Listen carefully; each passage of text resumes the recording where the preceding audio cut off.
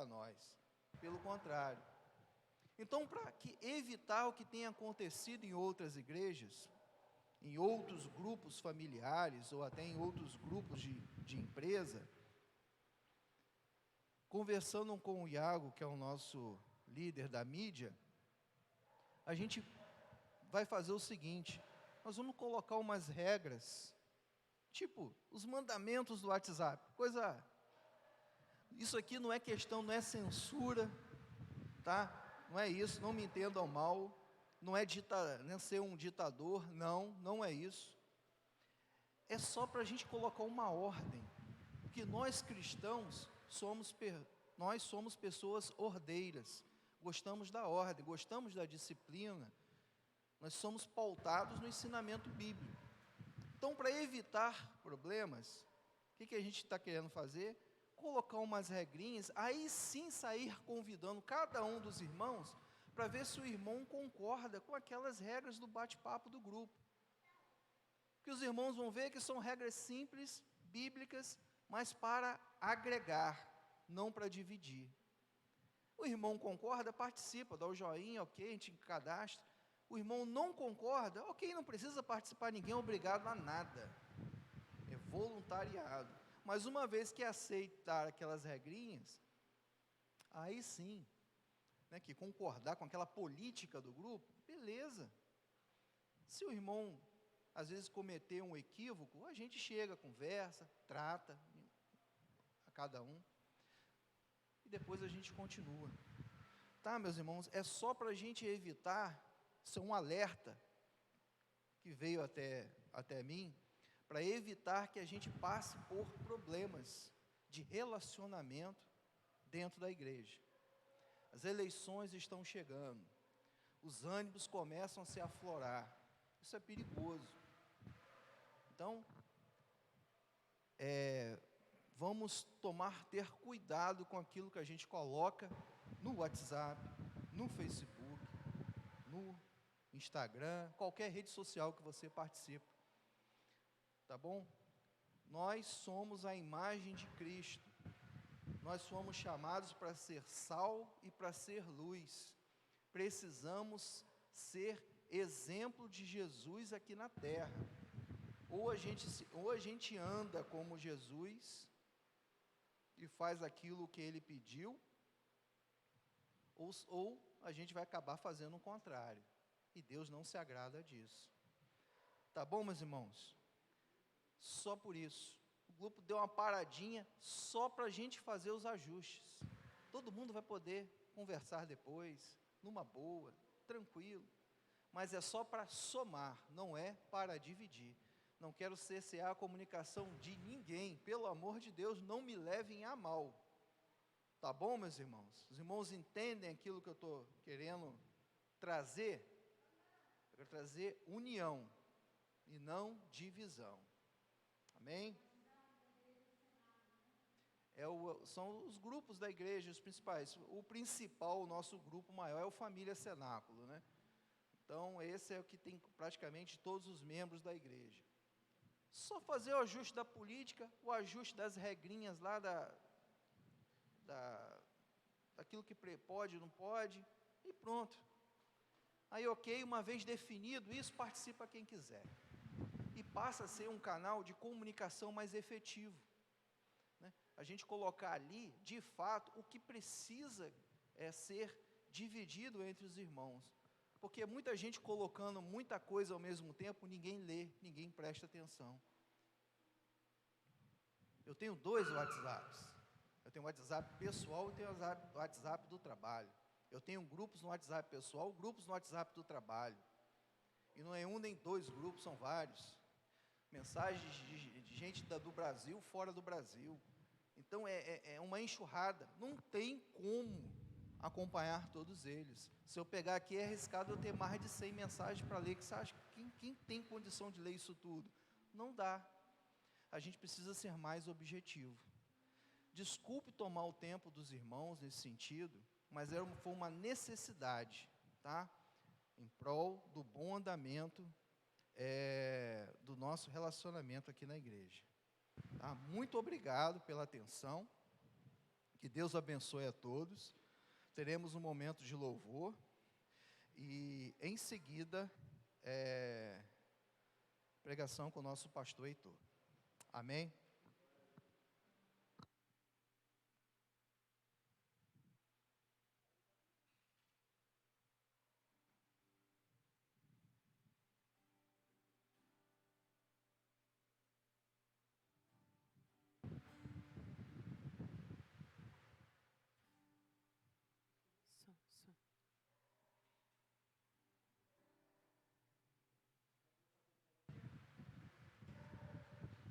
Saúde aos irmãos com a paz do Senhor, uma boa noite.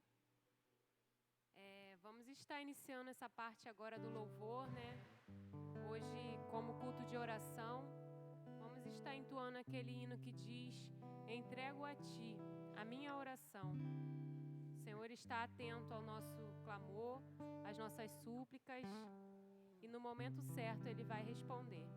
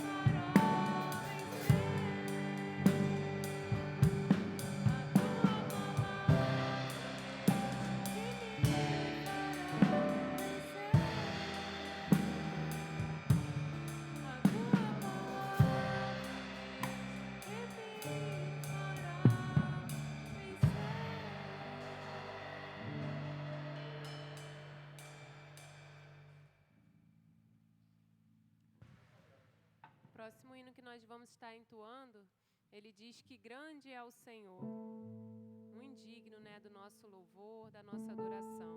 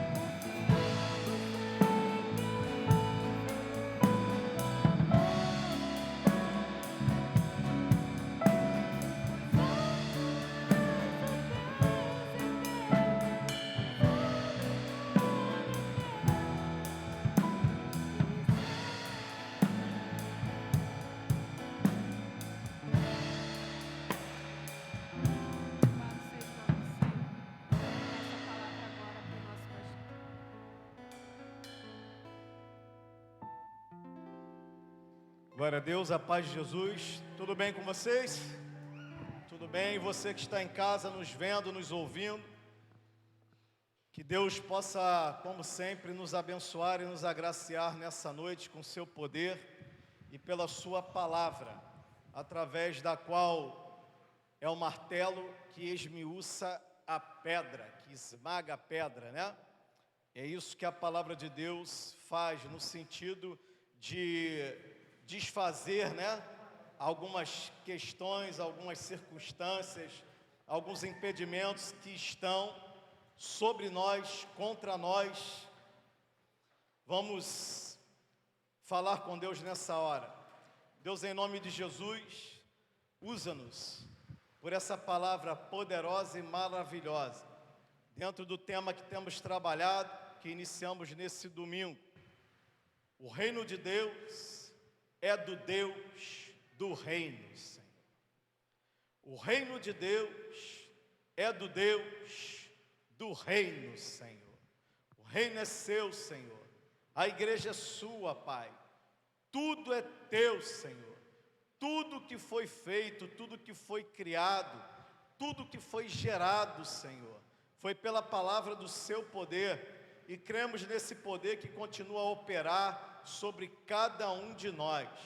Por essa palavra maravilhosa, Deus, a qual nós rendemos graças a Ti, pedimos que o Senhor nos use, pelo Teu Espírito, trabalhando nossos corações e mentes, e elucidando dúvidas e trazendo a compreensão daquilo em que a minha incapacidade não pode fazer, a sua, Deus, total pode. Faça isso, Deus, em nome de Jesus, em nossos corações e mentes. Transforme nossas vidas pela Tua palavra e pelo Teu poder, em nome de Cristo Jesus. Amém. O reino de Deus é do reino de...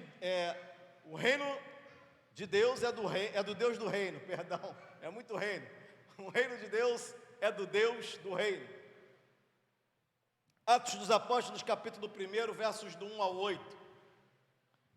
Como sempre, tenho prometido não ser longo demais. Eu tenho ainda 30 minutos e irei aproveitá-lo. Atos 1, do 1 ao 8. Trabalhamos domingo passado e eu quero continuar com esse tema.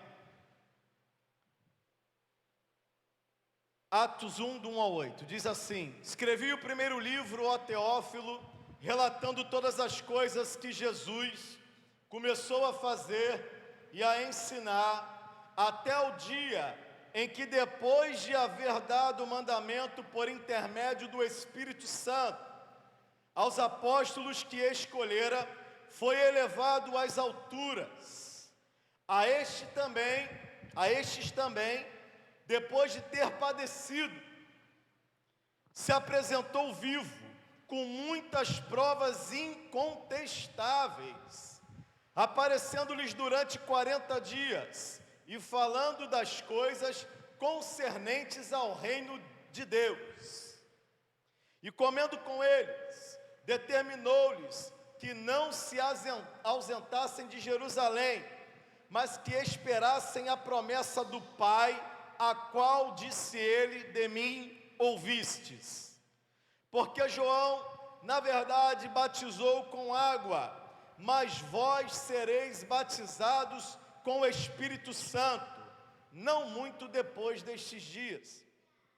Então, e eu gosto muito dessas palavras, essa palavra então, quando entra na Bíblia, mostra uma intervenção, ou a palavra mães, mostram sempre uma intervenção, normalmente algo diferente que vai dar uma outra entonação no texto. Então, os que estavam reunidos lhe perguntaram: Senhor, será este o tempo em que restaures o reino a Israel? Respondeu-lhes Jesus: não vos compete conhecer os tempos ou épocas que o Pai reservou pela sua exclusiva autoridade, mas recebereis poder ao descer sobre vós o Espírito Santo, e sereis minhas testemunhas, tanto em Jerusalém, como em toda a Judéia, Samaria e até os confins da terra. Então, na semana passada, domingo, nós falamos que o livro de Atos fala de uma igreja que recebe o poder do Espírito de Deus quando Jesus é assunto aos céus, e ao receber esse poder do Espírito, essa igreja continua as obras do Senhor. Não só Atos demonstra isso, como o próprio Evangelho. Jesus disse: se creres, obras ainda maiores do que essas fareis. Então a igreja é a continuidade do reino de Deus. A igreja é a continuidade do ministério do Senhor Jesus nessa terra. Continuidade não é no sentido de que Jesus fez algo incompleto, é no sentido de que aos homens de Deus fora dado o Espírito de Deus para falar das coisas concernentes ao reino de Deus. E as coisas concernentes ao reino de Deus, quais são? Aí nós vimos que Jesus, nos evangelhos, vai falar o motivo pelo qual ele veio ao mundo, assim como os profetas haviam antes falado. Ele veio ao mundo para morrer por todos os pecadores, dos quais Paulo disse que ele era o principal. E 1 João capítulo 3, verso 8 afirma: para isto o Filho de Deus se manifestou, para destruir as obras do diabo. Mas, para destruir as obras do diabo, e uma das obras do diabo é tirar o homem de Deus, ceifar a vida deste homem para a absorção da sua alma, para a obtenção da sua alma. E Lucas capítulo 10, verso 17, quando os homens voltam do evangelismo nas ruas e nas casas, nós vimos que eles ficam surpresos com o tamanho poder recebido dos altos céus, sobre o Espírito de Deus derramado neles, e eles estupefatos dizem para Jesus: Senhor, até os demônios se nos submetem por causa do teu poder. E Jesus diz para eles: alegrai-vos, não por causa da submissão dos demônios, pelo meu poder em vós, mas alegrai-vos, porque o vosso nome está escrito nos céus. Jesus fala de uma alegria que é maior a alegria do que a manifestação dos dons espirituais. Não é maior que o Espírito, é maior que a manifestação dos dons, exceto o próprio Deus, que é o dom de amor, o dom de amar. Ele fala de uma alegria que é incomparável, porque Jesus diz que a festa nos céus quando o pecador se arrepende. A festa nos céus, Lucas capítulo 15, verso 7 e verso 10. Eu vos digo que do mesmo modo haverá mais alegria no céu por um só pecador que se arrepende, do que por 99 justos que não precisam de arrependimento. Ele se refere aos 99 justos no sentido de que os fariseus já se achavam super santos, super salvos, os melhores crentes, então ele faz algo jocoso com eles. Como quem diz: há mais festa no céu por um pecador que se arrepende do que gente como vocês, que já são perfeitos. É algo jocoso que Jesus faz com os fariseus. E em segundo lugar, primeiro vimos a manifestação do poder que ela traz para nós, um subjugar dos demônios. Ela traz sobre nós o poder, mas mais do que isso, a manifestação do Espírito traz em nós uma alegria incomparável, que é a alegria da salvação, cuja alegria nós devemos compartilhar com outros para gerar uma grande festa no céu. Por isso que a igreja dá continuidade ao ministério do Senhor nessa terra. Em segundo lugar, o texto de Atos dos Apóstolos, capítulo 1, versículo 4, vai nos dizer: e comendo com eles, determinou-lhes que não se ausentassem de Jerusalém, mas que esperassem e aguardassem a promessa do Pai, a qual ele disse: de mim ouvistes.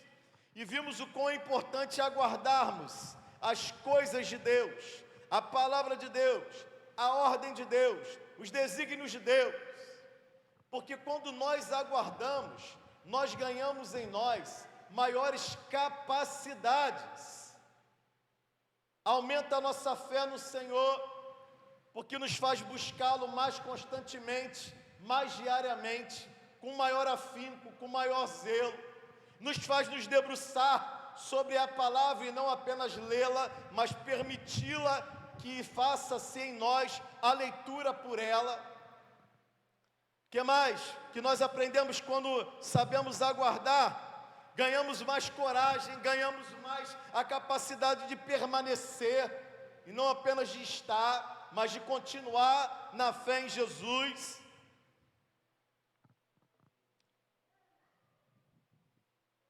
O que mais? Que nós ganhamos. Isaías vai dizer no capítulo 40, 28 ao 31, os que esperam no Senhor renovam as suas forças, sobem com asas como águias, correm e não se cansam, caminham e não se fatigam, porque quem espera no Senhor sabe que a esperança não desaponta, porquanto o amor de Deus é derramado em nossos corações, pelo Espírito Santo que nos foi dado. Por isso que nós não nos cansamos de nele esperar. E se esperamos nele, com paciência, aguardamos.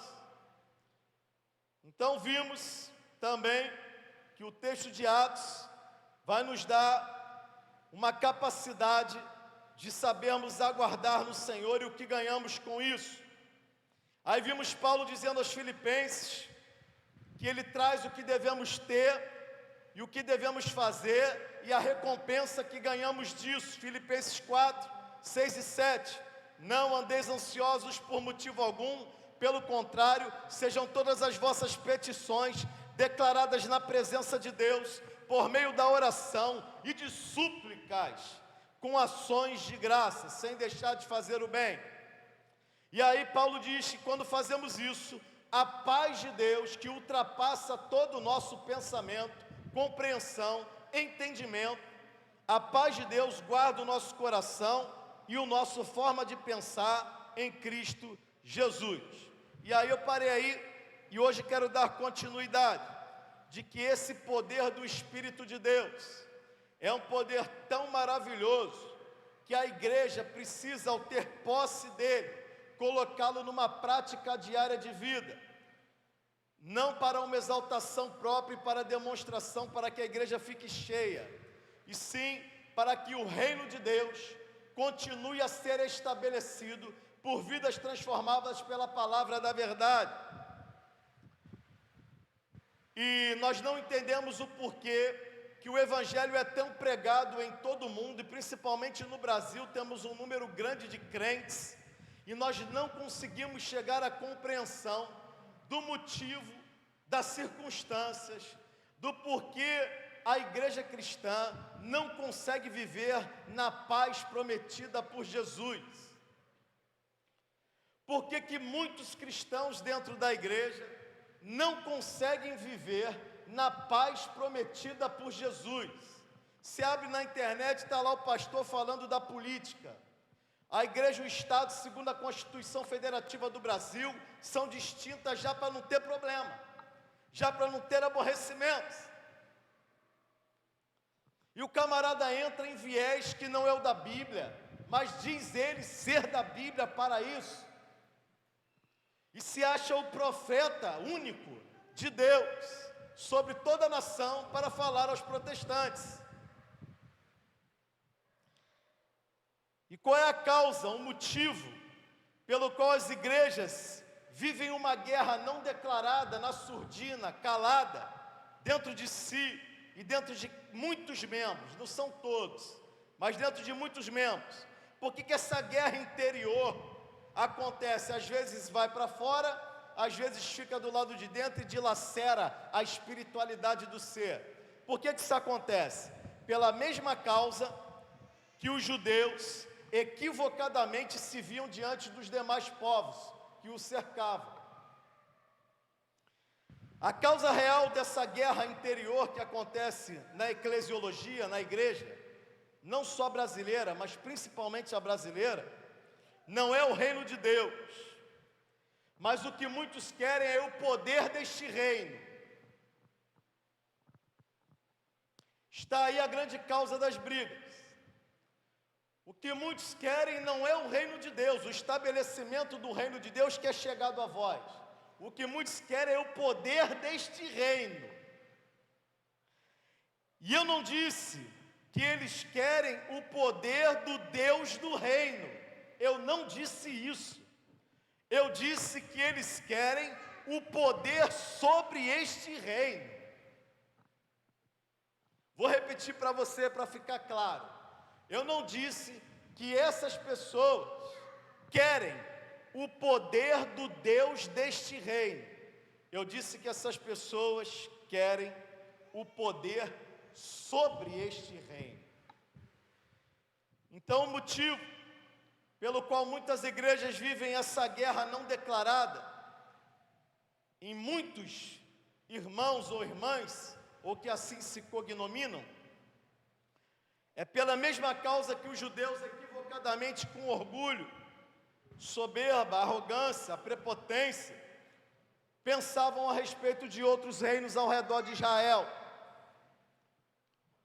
O que muitos querem, assim como Israel queria, era o poder do reino. E essa afirmativa está no texto que a gente leu. Está no texto, pastor? Está. O verso 6 vai dizer assim: então, os que estavam reunidos lhe perguntaram: Senhor, será este o tempo em que restaures o reino a Israel? O reino a Israel? Será este o tempo em que restaures o reino a Israel? O problema está numa compreensão equivocada do que é reino de Deus. O centro da mensagem do nosso Senhor e Salvador Jesus Cristo sempre foi o estabelecimento do reino de Deus. Em Marcos 1, versos 14 e 15, depois de João ter sido preso, diz o texto, foi Jesus para a Galileia, fazendo o quê? Pregando o evangelho de Deus, dizendo: o tempo está cumprido e o reino de Deus está próximo. Arrependei-vos e crede no evangelho. Vou repetir para vocês o texto de Jesus. Depois de João ter sido preso, foi Jesus para a Galileia, pregando o evangelho de Deus, dizendo: o tempo está cumprido e o reino de Deus está próximo. Arrependei-vos e crede no evangelho. O problema é que Jesus falava sobre o reino de Deus pensando uma coisa, fazendo uma coisa. Israel e os judeus pensavam no reino de Deus em outra coisa, fazendo outra coisa. Israel se achava que era o único povo escolhido de Deus na terra que habitaria o reino de Deus nessa mesma terra. Criam que isso significava que eles estavam destinados, indubitavelmente, a receberem as honras e os privilégios especiais, e com isso, infligir sobre o mundo seu domínio bélico, pela espada. Apegados ao próprio umbigo, eles contemplavam a Jerusalém como o único lugar onde Deus, através dos seus profetas, dominaria todos os inimigos de Israel. Mas toda a história havia uma demonstração de que estavam errados. O próprio tamanho geográfico da Palestina, em seu comprimento, de extensão territorial e da sua largura. Alguns dizem que a região da Palestina tem pouco mais de 200 quilômetros de extensão, e o comprimento com 70 de largura. E aí, Israel teve dias de independência, alguns dias de soberania, mas em sua grande maioria, sucessivamente, foi submetida a diversos domínios: domínio da Babilônia, domínio da Pérsia, domínio da Grécia e depois do próprio Império Romano. De modo que os judeus esperavam de Deus um dia, diretamente na história humana, ele viesse com seu braço poderoso e intervisse através de um Messias, que fosse pela espada e pelo poder, montado num cavalo, juntamente com milhares de soldados, colocassem e derramasse sangue dos inimigos da nação israelita. Entendiam uma forma errada de reino de Deus em termos políticos. Queriam um Messias político forte nos músculos, exímio na fala, como um guerreiro, bom de espada, sobre um cavalo, lutando e derramando sangue inimigo na terra. Os judeus se achavam, que eu chamo jocosamente, de o suprassumo da banana ouro. Era assim que se achava. E semelhantemente, alguns cristãos, tanto nas eras passadas, quanto na contemporaneidade, têm a mesma visão israelita. E vão para as redes sociais, lutando contra pessoas, e não contra aquilo ou aquele que nelas habita.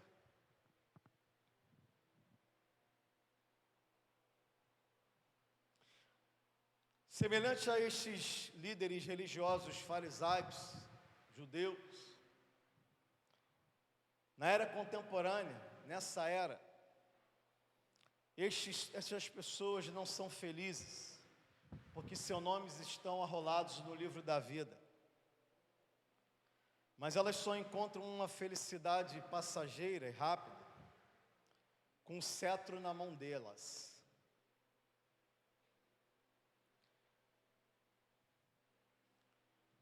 Elas só conseguem encontrar a verdadeira felicidade com o cetro na mão delas, com o domínio, o poder, a governabilidade. Não muito distante da nação de Israel, que se achavam realmente maiores que outros da mesma igreja e melhores que outros dos que ainda não se tornaram igreja. Por isso essa guerra, essa forma tão distinta, tão diferente e equivocada, errônea, vazia, de ver o reino de Deus como algo imposto com derramamento de sangue, e não pelo poder do Espírito que é derramado sobre a igreja, para manifestar o amor de Deus, dizendo: arrependei-vos e crede no Evangelho. Essa é a nossa função, meu querido, meu amado. A nossa função não é lutar, porque as nossas armas não são carnais, mas espirituais e poderosas em Deus. Então, os judeus e alguns cristãos se esqueceram que a Bíblia, em grande parte da sua história vétero e neotestamentária, no Antigo e Novo Testamento, preste atenção nisso, vai falar sobre desterramento, sobre deportação. A Bíblia, no Velho e no Novo Testamento, vai nos falar sobre ser retirado da terra nascente para um lugar onde é a vontade de Deus, para que ela se estabeleça. Sim, os judeus queriam alguém que lutasse pela terra, pela geografia onde estava. Israel, assim como os que se acham indicados por Deus e únicos profetas da sociedade contemporânea e da igreja, deixaram a Bíblia de lado, bem como o supremo autor dela, e se apegaram ao que Jesus disse que não subsistirá. Já falei sobre isso, mas vou dar um outro enfoque, acompanhe o pensamento. Em Lucas 21, 6, a Bíblia diz: falavam alguns a respeito do templo, como estava ornado e de belas pedras e dádivas. Então disse Jesus: vede estas coisas? Dias virão, em que não ficará pedra sobre pedra que não seja derribada. Tem gente que está preso à eclesia, à igreja, a essa daqui, ao reino de Deus como esse daqui. Eu vejo disputas na política por cargos, eu vejo disputa por ministérios, eu vejo nas empresas a briga para ver quem vai tomar o lugar de quem, e a igreja não está muito diferente disso, pela falsa percepção que tem do que significa reino de Deus na terra. E é um chega para lá, sai daqui, vai para ali, e se esquece que Jesus, muitas das vezes, não nos quer auxiliando em determinado lugar, porque ali não é o lugar de nós estarmos. Ele nos quer num outro lugar, num outro ministério, num outro local, no mesmo lugar, mas em outra área, para se trabalhar. Não é quem finca o pé, é onde Deus quer que Ele coloca. O reino de Deus, e Deus é o Deus desse reino, é o dono dele. E há uma guerra fria, surdinada, quase muda, por algo que Jesus disse aos judeus e a nós, que não ficaria de pé, porque o templo de Deus é o ser humano, o qual o escolhe como único Senhor e Salvador para que Ele habite e faça morada. Esse lugar em que estamos não é a nossa habitação perpétua, é eterna. Quando vamos no Antigo Testamento e no Novo, nós vemos desterramento, retirada de terra para o cumprimento de propósitos de Deus. Noé foi expulso da Mesopotâmia para o Monte Arará, na Armênia, durante o dilúvio. E ao deixar a Mesopotâmia, Deus salvou a vida dele e de sua família, bem como de toda a sua criação, de qual criação nós somos oriundos. Desde Adão, passando por Noé, até os dias de hoje, e os que virão. Deus tirou Noé da Mesopotâmia e o colocou sobre o alto monte Arará, para gerar vida para o mundo, e desse continuidade redentora da sua obra. Moisés foi expulso do Egito, rejeitado e rejeitando ser chamado filho da filha de Faraó, e trouxe libertação, sendo salvo por Deus e salvando milhões de vidas ao deixar as riquezas e a glória de se tornar um faraó, pois Faraó não tinha filho homem. Deixou as riquezas e a glória de ser um futuro faraó para trás, em busca do Deus eterno com o qual ele vive para sempre. Amém. Abraão deixou Ur dos Caldeus para Canaã e ganhou de Deus mais do que as riquezas dessa terra. Ganhou a honra de, através dele, todas as famílias da terra serem abençoadas. Elias saiu de Tisbé e foi para o Monte Carmelo, na batalha contra os profetas de Baal, e usado poderosamente por Deus para libertar Israel das mãos do trono de Saia, com Acabe e Jezabel. Grandes coisas aconteceram quando ele largou o que segurava com afinco e posse, trocando por algo maior que Deus sempre traz para nós. Em Atos dos Apóstolos, no capítulo 7, versículo 58, O que te prende, meu irmão, minha irmã, meu amigo? O que está te prendendo, cara, para fazer a obra de Deus e pregar o Evangelho de Deus? E lançando Estevão fora da cidade, o apedrejavam, e as testemunhas depuseram as suas vestes aos pés de um mancebo, chamado Saulo. Preste atenção, o livro de Atos dos Apóstolos nos narra este caso, de um diácono chamado Estevão, foi morto apedrejado fora da cidade. Foi morto fora da cidade, porque pregava o Evangelho de Jesus Cristo, por amor de Deus e pela instituição do reino de Deus na terra. Estevão foi morto fora da cidade, e a Bíblia afirma que poucos segundos antes de sua morte, diz 55 e 56 de Atos 7, Estevão, cheio do Espírito Santo, fitou os olhos no céu e viu a glória de Deus e Jesus que estava à sua direita, e disse: eis que vejo os céus abertos e o Filho do Homem em pé à destra de Deus. Deixou o que é terreno e passageiro por algo que é eterno e infinitamente maior. O reino e o Rei do reino é maior, é melhor que qualquer outra coisa nessa terra. E você perdendo o sono com os problemas da igreja. E você perdendo o sono com problemas da igreja. E você dizendo para pastor, para o líder, o que ele tem que fazer, porque o que você faz é que é o certo. E o que ele faz está errado. Ou você fala no sentido de dizer, alguém tem que mandar nesse lugar.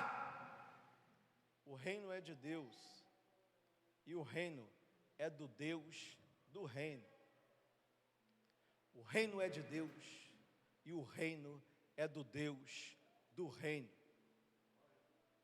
Vou repetir para vocês isso. O reino é de Deus, e o reino é do Deus do reino.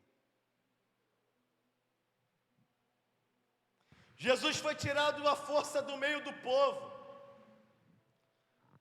para o morro chamado Caveira, ou Gólgota. Desterrado sim, humilhado sim, mas glorificado e exaltado no final. Os primeiros crentes foram dispersos, lemos em Atos 1:8. Mas recebereis poder ao descer sobre vós o Espírito Santo, e sereis minhas testemunhas, aonde? Tanto aqui em Jerusalém, como em toda a Judéia, assim como em Samaria, e até os confins da terra. E em Atos 8:1, que é o contrário de 1:8, a Bíblia vai dizer, naquele dia levantou-se grande perseguição contra a igreja em Jerusalém, e todos, exceto os apóstolos, foram dispersos pelas regiões da Judéia e Samaria, como Jesus outrora havia dito. A igreja, eu já falei isso aqui, que não cumpre Atos 1:8, sofre Atos 8:1.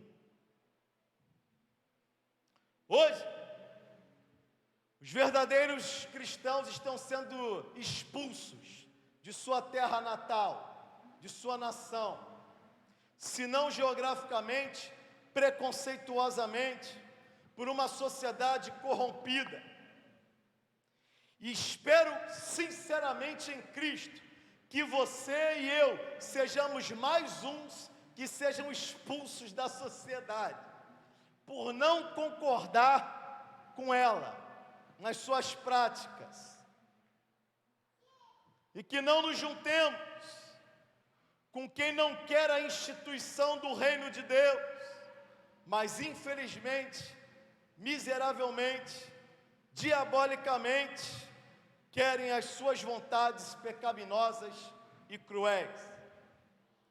A Bíblia, diferente de alguns judeus e dos pseudos cristãos, nos mostra que Jesus, além de ser desterrado, ele é crucificado fora dos portões de sua terra nativa. E por que que isso acontece? Porque Jesus é o ofertante e é a oferta. Mais do que isso, porque Deus tem um propósito que não é apenas para uma nação específica, para que esta nação não se glorie dos feitos que não são delas. Porque você ainda está preso às coisas terrenais como um judeu que ama a Jerusalém terrena. Venha para o reino de Deus. Viva para o reino de Deus. Não se apegue àquilo que não é seu, que não foi te dado para ser dono. Pare de fazer conluios com quem não acrescenta em nada. Só te prende naquilo que não subsistirá, pedra sobre pedra. E faz você pecar. Você não é desse mundo. Sua pátria não é a igreja de tijolos. Seu sustento vem de Jesus. Não é do salário da empresa ou que te paga. Porque se Jesus quiser, eu já disse isso aqui, Ele quebra a economia, Ele quebra o governador, Ele quebra o presidente, Ele quebra a nação, Ele quebra o mundo e faz de novo pela palavra do seu poder. Pare de se vender, porque você e eu somos herdeiros do reino de Deus, e não prostitutas terrenais. Pare de arrumar conluios, para fazer a coisa do seu jeito e do seu modo, e destituir quem Deus colocou no lugar. É do jeito de Deus, não é do nosso, porque o reino é dele e não é nosso. Como é que o reino de Deus era visto por Jesus? Como que o reino de Deus era visto por Jesus? Consideremos Mateus capítulo 6, versículo 10. Venha o teu reino, seja feita a tua vontade, assim na terra como no céu. Jesus fala e vê, assim como os salmistas viam, de duas formas paralelas, um texto poético, um poema, ou uma palavra dele, como judeu, bem guiado, o homem mais sábio que essa terra pôde ter. Jesus não só repete a primeira parte, mas ele amplia. E aqui há duas petições do Senhor a Deus. E a segunda é a definição da primeira. Portanto, vemos que o reino de Jesus falava de uma sociedade na qual se cumprisse perfeitamente a vontade de Deus, como sempre se fez no céu. E por essa razão, seria um reino baseado no amor e não no poder. O reino de Jesus é o reino baseado no amor e não no poder autoritário.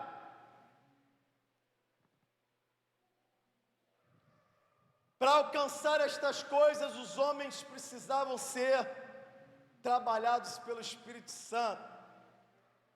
Lucas já tinha falado sobre isso no seu evangelho, já estou encerrando. E o autor de Atos, que provavelmente a crítica textual diz ser ele mesmo, de que ao esperar a chegada do Espírito para que isso acontecesse, não devemos imaginar que o Espírito Santo passou a existir nesse momento. O Espírito de Deus é eterno, porque Deus é eterno. Então, assim como os homens não inventaram o poder atômico, pois ele já existia, apenas foi descoberto, assim é o poder de Deus, que não apenas foi descoberto, mas foi por ele manifestado e pode ser por nós absorvido. Um poder diferente, o poder do amor, que quebra qualquer outro tipo de artimanha e trabalho do maligno. O que mais que o livro de Atos nos traz? O livro de Atos nos traz o poder do Espírito Santo, convertendo pessoas em testemunhas de Cristo. E essas testemunhas deveriam agir numa série de expansão, e uma expansão contínua, tanto em Jerusalém como em toda a Judéia, Samaria, como até os confins da terra, ao mesmo tempo. E essa expansão do reino levaria o reino de Deus e o Deus do reino não apenas a uma nação específica, mas levaria a todo mundo. Eu tenho que encerrar, mas eu não quero deixar de falar essa palavra. Quero que você aguente aí 10 minutos só e eu encerro essa palavra. Prometo a vocês, 10 minutos. Em primeiro lugar, uma testemunha é algo que diz saber algo que ela sabe que é certo, que não tem dúvidas. É verdadeiro. Uma pessoa não pode ser testemunha num tribunal de algo em que ela não testemunhou, não averiguou, não participou. Uma testemunha não diz, acho que, talvez, pode ser, mas ela diz, eu só sei que.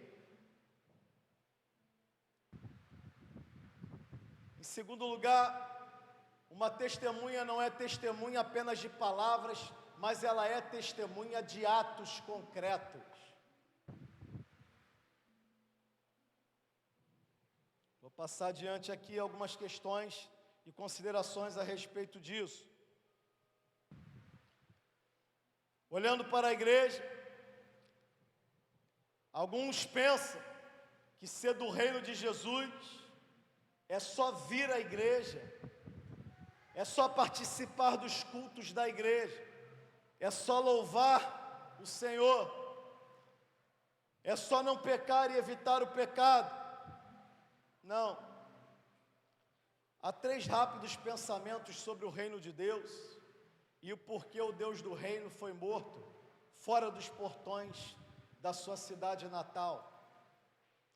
O reino de Jesus é um reino estabelecido pelo amor, porque em Hebreus no capítulo 7, versículo 21, e no Salmo 110, verso 4, vai dizer que Jesus não era um sacerdote dado à nação de Israel, porque ele não era um sacerdote da nação levítica. Jesus não é um sacerdote da tribo de Levi. Hebreus capítulo 7, verso 21, e por isso ele é morto fora dos portões de Jerusalém, diz, pois tu és sacerdote segundo a ordem de Melquisedeque. Jesus não é sacerdote segundo a tribo de Levi, ele é morto fora dos portões da cidade onde nascera, porque ele não morreu só por Israel e pela nação judaica, para que o orgulho. Jesus não morreu só pela igreja, Jesus morreu para salvar todos os pecadores. Para que esse orgulho de que a tua igreja é melhor? Vou para outra porque essa não serve. Mas é a igreja que não serve para você, ou é você que não está prestando para nada, cara? É você que deixou o Deus do reino porque confundiu o reino de Deus, de algo espiritual, de amor, com o reino poderoso, bélico, de espada na mão e sangue no chão. Deixa essa confusão de lado, cara. Mulher, vem para o reino, trabalhe para o reino e pelo Deus do reino. Jesus é morto fora dos portões de Jerusalém, porque é o sacerdote e é a oferta dada por Deus a todo mundo, e não apenas a uma geografia específica. E ele é sacerdote segundo a ordem de Melquisedeque, porque a palavra Melquisedeque no hebraico, Melqui significa rei, Sedeque, Zedeque vem de Tissadoque, que é justiça. E Salém, que é a cidade onde Melquisedeque era rei, se deriva a palavra paz. Melquisedeque é rei de justiça numa cidade de paz, porque ele é a tipologia de Cristo também no Antigo Testamento. Ele é a própria pessoa de Jesus no Antigo Testamento. Por isso que ele é rei de justiça. E por que que o rei de justiça reina na cidade de paz? Porque em Isaías 32:17, a palavra de Deus vai nos dizer que o fruto da justiça será a paz. A igreja não vive paz, porque não vive uma submissão ao Rei da justiça e ao Rei do reino de Deus. Ela não vive nem submissão, ela vive autoproclamação. Muitas igrejas vivem autoproclamação e não submissão. É por isso que vão embora, é por isso que não ficam. Não tem como ficar num lugar em que ele, por si só, quer dominar sem ter chamado para isso. Não tem como, não tem chamado para isso.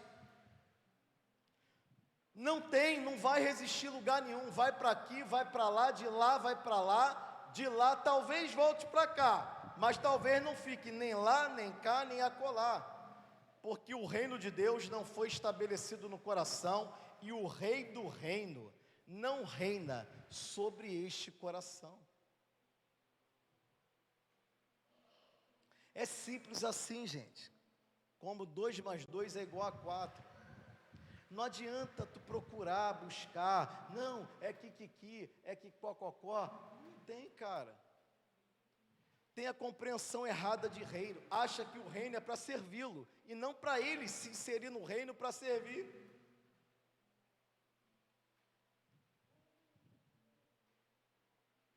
Eu vou encerrar com 3 ensinos e paro. O reino de Jesus tem um só rei soberano, ele mesmo. Então guerrearão, Apocalipse 17:14, contra o cordeiro, mas o cordeiro os vencerá, pois ele é o Senhor dos senhores e o Rei dos reis. E com ele vencerão todos os eleitos, convocados e fiéis. O reino de Jesus tem um só rei soberano, ele mesmo. 1 Timóteo 1:17. Ao Rei eterno e imortal, o único Deus, a Ele sejam dadas a honra e a glória para todos sempre. Amém. 1 Timóteo 6:14 e 16. O reino de Jesus tem um só Rei soberano, Ele mesmo. Guarda este mandamento imaculado e irrepreensível até a manifestação de nosso Senhor Jesus Cristo, a qual Deus fará com que se cumpra no seu devido tempo. Ele é bendito e único soberano, o Rei dos reis e Senhor dos senhores, o único que é imortal e habita em luz inacessível, a quem ninguém viu nem pode ver. A Ele sejam honra e poder para sempre. Amém. O reino de Jesus tem um só Rei soberano, Ele mesmo. Segundo, as leis que regem o reino são as palavras do justo Rei do reino, a Bíblia. Segundo, as leis que regem o reino, as leis que regem o reino são as palavras do justo Rei do reino, a Bíblia. Eclesiastes 8:4, porque a palavra do rei tem poder, e quem lhe dirá o que fazes tu? Deuteronômio 10:17, pois Yahvé, vosso Deus, é o Deus dos deuses e o soberano dos soberanos, o único e grandioso Deus poderoso e temível, que não age com parcialidade e nem aceita presentes e ofertas para torcer a justiça. As leis que regem o reino são as palavras do justo Rei do reino. Ele é justo, não pode comprar o Senhor. Não tem como enganar a Deus dizendo que serviu a Deus demais em tal lugar e agora está indo para outro porque aquele lugar, na verdade, não queria mais você. Mentira. Mentira.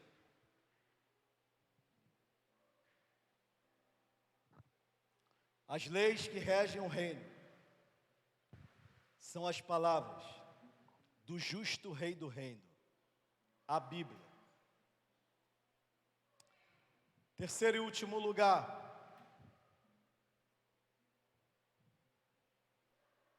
súditos no reino de Deus, mesmo sendo herdeiros, continuam tendo os privilégios de serem súditos, porque o rei do reino é eterno. Súditos no reino de Deus, eu, você, que é a igreja de verdade, mesmo sendo herdeiros, continuam tendo os privilégios, é privilégio de ser súdito, porque o rei do reino é eterno, não pode ser deposto. Não dá para tirar o rei do reino. É por isso que você entende errado o rei do reino e o reino do rei e troca de reino. E continua errado, porque entende errado o que é o rei do reino e o que é o reino do rei. Estou brincando, mas estou falando muito sério. Ao mesmo tempo. Jeremias 10:10. Mas o Senhor é o Deus verdadeiro, Ele é o Deus vivo, o Rei eterno. Pois assim diz o alto e sublime que vive para sempre, o cujo nome é santo. Habito num lugar alto e santo, mas habito também com o contrito e o humilde de espírito, para dar novo ânimo ao espírito do humilde e novo alento ao coração do contrito. Sabe qual é a solução para mim, para você, ou para qualquer outro que em algum momento da vida pensou ser maior que o reino de Deus, ou ser maior que o rei do reino, que é Deus? A solução é quebrantar o coração em humilhação, arrependimento, e fazer o que Jesus disse: é chegado a vós o reino, crede no Evangelho. Permita que a palavra de Deus quebrante o nosso coração como martelo que esmiuça a pedra. Importa que Ele reine, que Ele cresça e que nós diminuamos. Súditos no reino de Deus, mesmo sendo herdeiros, continuam tendo os privilégios de serem súditos, porque o rei do reino é eterno. Por último, Jesus diz em João 12:26, quem me serve precisa seguir-me, e onde estou, o meu servo também estará, e aquele que me serve, o meu Pai o honrará. Deus, em nome de Jesus, quebranta o nosso coração, quebranta, Deus, a nossa visão equivocada, tira de nós uma visão equivocada, de que reino de Deus é para eu ser servido no reino, recebendo, Deus, dos outros, e largo o meu ministério, sem o Senhor ter mandado eu largar, e vou-me embora a ermo, com raiva, dos que ficaram no reino, e até do Deus do reino, que é o Senhor, e saio com raiva, porque tem uma falsa compreensão, de que o rei do reino veio ao mundo, não para ser servido, mas para servir e dar a sua vida em resgate de muitos, e nós devemos servir, Senhor. Nós, ó Deus, devemos ser súditos, mesmo sendo herdeiros, Senhor. Nós temos o privilégio de sermos súditos, porque o rei do reino não pode ser deposto, Senhor. Faça-nos ser submissos, Senhor, às suas ordens. Que nós não queiramos nos levantar na tua igreja para dizer que fulano tem que mandar, que Beltrano tem que mandar, que o outro tem que sair, que tem que ser feito desse jeito, porque o feito que está sendo feito não é bem feito. Tenha misericórdia, Senhor, e dá aos que estão à frente sabedoria, compaixão, paciência, frutos do Espírito, longanimidade, mas dá também a estes coragem para sermos boca de Deus e pregarmos a verdade que é Jesus de Nazaré. Leva-nos em paz para os nossos lares. Faça-nos perceber do que Jesus disse: quem me serve precisa seguir-me, e onde eu estou, o meu servo estará, e aquele que me serve, o meu Pai o honrará. Não é primeiro a honra e depois Deus virmos a servir. É primeiro servirmos de coração, porque o Senhor, como sempre, nos honrará. Que a graça de nosso Senhor e Salvador Jesus Cristo, o amor de Deus, o nosso Pai, a comunhão e as consolações do Espírito Santo de Deus permaneçam conosco hoje e para todo sempre. Amém. Domingo, 9 horas da manhã, é EBD para todo mundo. Venham, não percam, estão maravilhosas as aulas. E 18h30 estaremos juntos aqui mais uma vez. Deus abençoe a todos.